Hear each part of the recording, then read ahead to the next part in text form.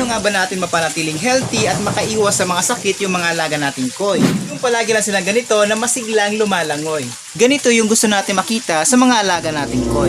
Paano nga ba yan? Simple lang naman kahabi, alagaan natin yung tubig. Pag malinis yung tubig, healthy at malulusog yung ating mga alagang koi. So paano ba natin yan gagawin? Pinakauna, dapat meron tayong filtration system. At dapat tama yung filtration system ng ating pond. At good news dahil meron tayong full video kung paano natin ginawa itong filtration system natin. Makikita mo ito sa ating YT channel. Madami tayong mga DIY videos na pwede mong panoorin na pwede makatulong sa iyo lalo na pag beginner or baguhan ka pa lang dito sa pag-aalaga ng mga koi. Kung gusto mong gumawa ng ganitong setup na pond or kung ganitong setup, meron tayong complete video ng pagbuo natin yan. Ngayon, paano ba natin mapanatiling healthy at maganda yung quality ng tubig ng ating koi pond? Madali lang naman, kailangan lang nating i-maintain at linisin ng regularly ang ating filtration system. Kasabay na rin ito yung water change. 20 to 30% yung water change na ginagawa ko dito sa ating koi pond every week. Tapos, once a month, nag-50% water change din tayo. Pero kung gusto pa ng mas maganda, 10% water change a day, napaganda result nun sa mga alagang koi natin. Pero kung di naman din kaya kasi busy din naman tayo, pwede naman 30% water change at paglilinis ng filtration system a week. Kaya kung gagawa ka ng filtration system, dapat madali lang itong linisin or mabilis lang linisin para di tayo tamarin. Every week pa naman natin itong ginagawa. Ito yung ating mechanical chamber at napakabilis lang itong linisin kahabi. Ito ay brush filter. Dinesign talaga natin to na mabilis lang siyang linisin. Yung mahirap lang talaga na part sa ating maintenance ng koi pond ay yung pag-water change dahil nakabomba tayo, nakaposo yung gamit natin. Kaya medyo mahirap talaga. Eto, panoorin nyo kung paano natin to nililinis. Ito yung ating pump, Pereha PB12000 pero nakaset lang siya sa 60 watts. Off muna natin. Make sure na naka-on pa rin yung ating aeration.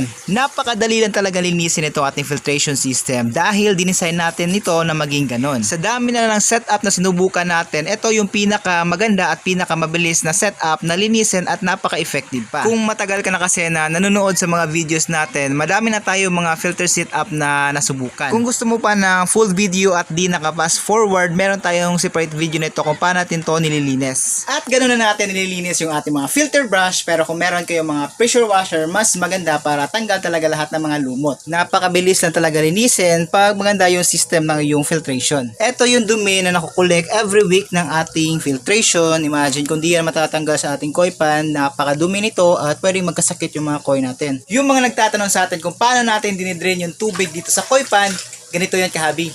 Yung ating pump nandyan sa baba, pupunta dito yung tubig, tapos dito na natin dinidrain dito sa mga pipe na to, na drain pipe ng ating filtration system. Huhugutin na natin to para ma-drain yung tubig.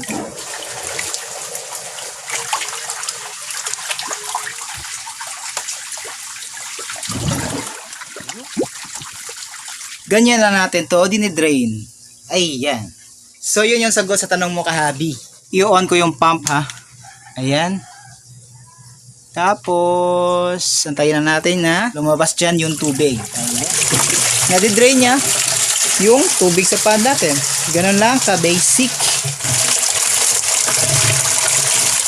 Ganun lang kahabi. Tapos, antayin na lang natin na makuha natin yung water level na kinakailangan na i-water change natin. Yung 30%, 20%, or 50%. Depende na po yan sa sukat na yung koi pond. Unti-unti na bumababa yung water level na ating koi pond.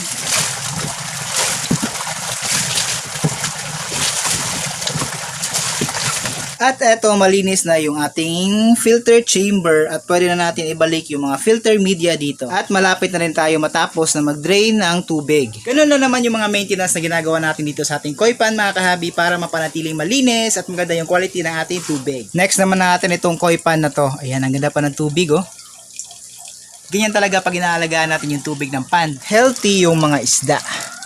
Eto yung mga koi natin dito sa big pond kahabi oh. No feeding sila ngayon. Yun yung isa sa mga tip natin kahabi. Pag may gagawin tayo sa ating koi pond, need natin i-fasting or wag muna natin pakainin ng isang araw yung ating mga alagang koi para hindi sila ma-stress. Eto, at naibalik na natin yung mga filter media, yung mga filter brush, at syempre itong fiber fill na foam na first layer natin filtration system. Kaya goods na ulit itong ating filtration. Lilinisin ko muna yung isang filtration. Same process lang naman. Eto yung lilinisin natin. Same process lang. Natapos ko na linisin kaya Water change na tayo. On natin tong pump. Ayun. Kita nyo yung mga dumi, oh. Kahit maliliit, nakakuha talaga nitong fiber fill na foam. So, ayan. At napaandar natin yung pump na tayong magbomba ng tubig. Ito yung filter natin, oh. Ang linis niyan. Oh my God. Yun, oh. Yun yung mga dumi na sasalaga nitong fiber fill na foam. Kaya napaka-effective. So yun yung pinakamahirap na part, yung pagbomba. Siguro mga 1 oras natin tong mapupuno. Kaya kung nakagripo ka, di mo na kailangan magbomba. Napakaswerte mo. Ito yung pan natin. Tapos nandun yung poso. Mas napadali yung pag water change natin ngayon dahil dito sa nabili nating hose. Di kagaya noon na kailangan pa natin maghakot gamit yung timba.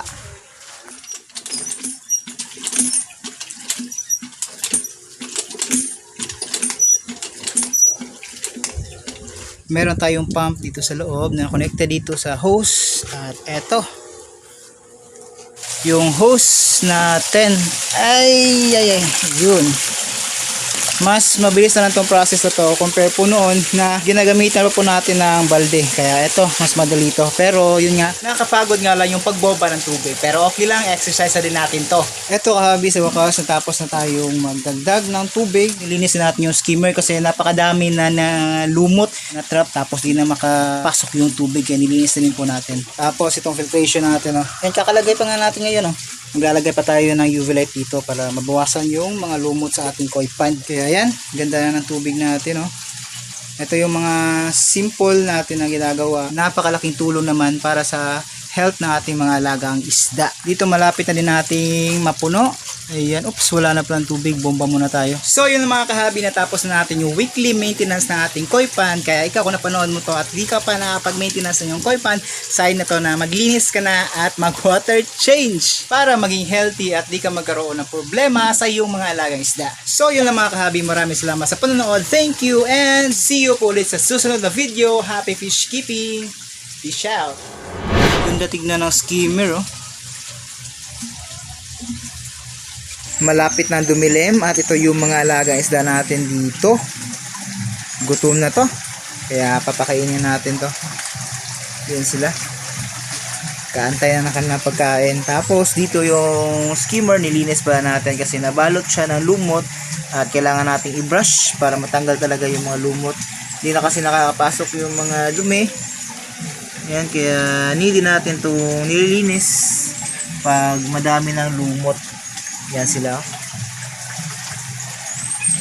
Yan. Napakadami din lumot itong pan natin. Kaya libreng pakain para sa mga koi.